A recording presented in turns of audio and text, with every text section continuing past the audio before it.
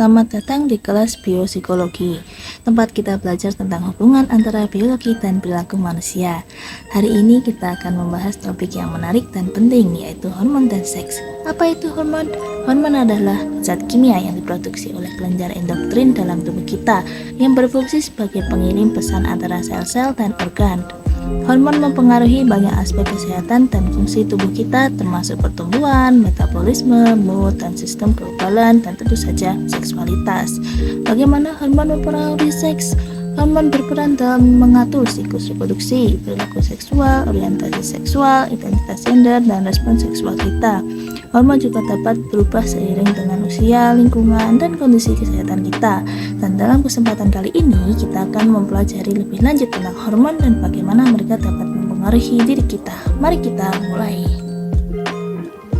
Kelenjar. Ada dua tipe glandula atau kelenjar, yaitu kelenjar eksokrin, kelenjar keringat, kelenjar endokrin, kelenjar tanpa pembuluh. Hormon. Sebagian besar hormon termasuk dalam salah satu di antara tiga golongan. Yang pertama derivat asam amino, yang kedua peptida dan protein, dan yang ketiga steroid. Relevansi pembahasan. Yang pertama amino asid derivatif hormon, yang kedua peptidis hormon dan protein hormon, yang ketiga steroid hormon mons. Kemudian ada gonad. Aspek sentral disebut diskusi tentang hormon dan seks adalah gonad. Fungsi primer testis dan ovarium adalah memproduksi sel-sel sperma dan ovum. Steroid seks. Dua golongan utama hormon gonadal itu disebut androgen dan estrogen. Testosteron adalah androgen yang paling banyak dan estradiol adalah yang paling sedikit. Kemudian bagian hormon dan hormon pituitari.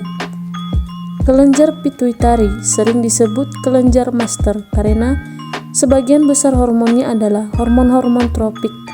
Tropik hormonis adalah hormon-hormon yang fungsi primernya untuk mempengaruhi pelepasan hormon dari kelenjar lain.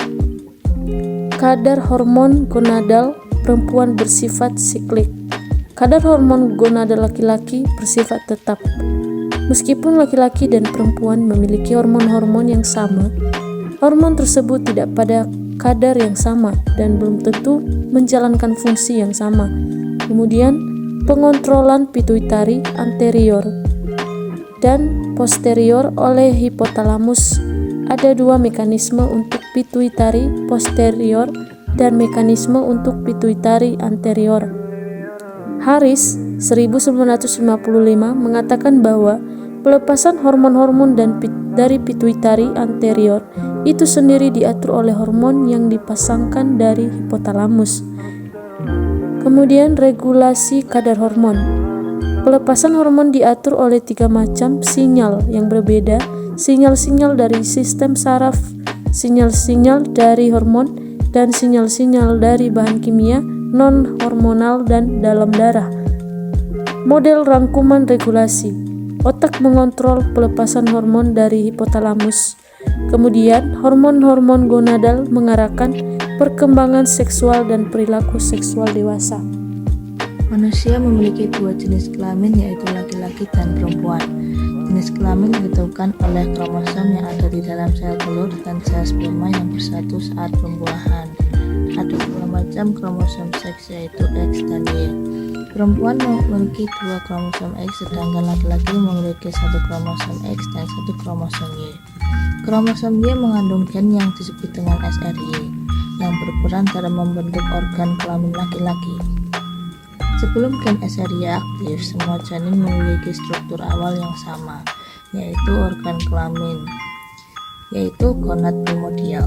Gonad primordial terdiri dari lapisan luar yang bisa menjadi indung telur dan lapisan dalam yang bisa menjadi testis. Pada janin laki-laki, gen SRY menghasilkan protein SRY yang merangsang lapisan dalam gonad primordial untuk berkembang menjadi testis. pada janin perempuan tidak ada protein SLY sehingga lapisan luar gonad primordial secara otomatis berkembang menjadi indung telur.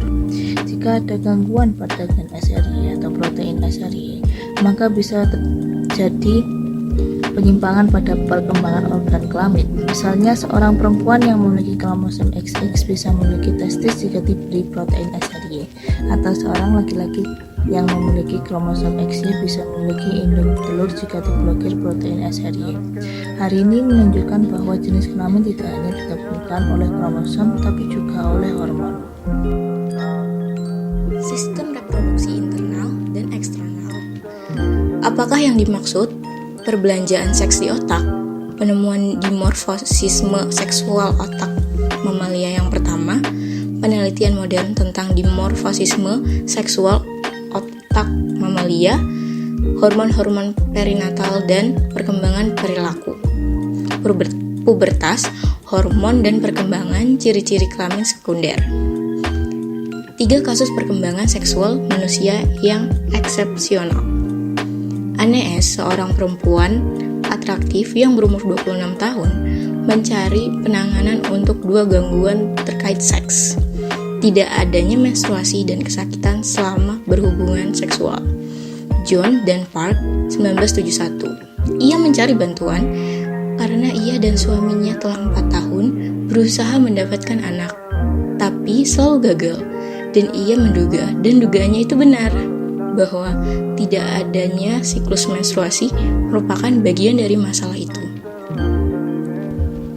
3 lini pembuktian mendukung diagnosis. 1. Analisis sel-sel yang diambil dari mulut Anne menemukan bahwa sel-sel itu bertipe XY laki-laki. 2. Torehar kecil pada abdomen Anne yang memungkinkan dokternya melihat ke dalam menemukan sepasang testis yang diinternalisasikan, tetapi tidak ada indung telur. 3. Tes hormon menemukan bahwa kadar hormon Anne adalah kadar hormon laki-laki. Efek-efek hormon gonadal pada orang dewasa. Perilaku terkait reproduksi dan testosteron laki-laki. Perilaku terkait produksi dan hormon-hormon gonadal perempuan. Penyalahgunaan steroid anabolik. Efek neuroprotektif estradiol. Mekanisme neural perilaku seksual. Dalam perspektif evolusioner, kontrol perilaku seksual manusia melibatkan tingkat sistem syaraf yang tinggi, diperkuat oleh berbagai demonstrasi terkontrol tentang peran utama yang dimainkan oleh pengalaman dalam perilaku seksual binatang non-manusia. 3 alasan. 1.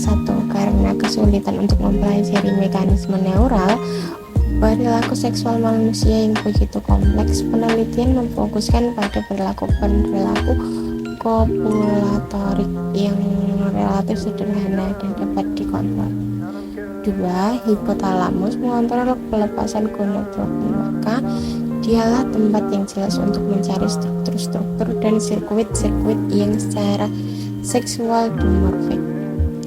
3. Studi awal menginformasikan bahwa hipotalamus memang memainkan peran utama dalam perilaku seksual.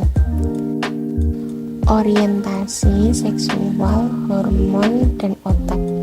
Sebagian besar orang adalah heteroseksual, tertarik pada lawan jenis secara seksual. Sebagian adalah homoseksual, tertarik pada anggota sesama jenis secara seksual. Dan sebagian lainnya adalah biseksual, tertarik pada anggota dan kedua jenis kelamin secara seksual. Apa yang memicu perkembangan ketertarikan seksual?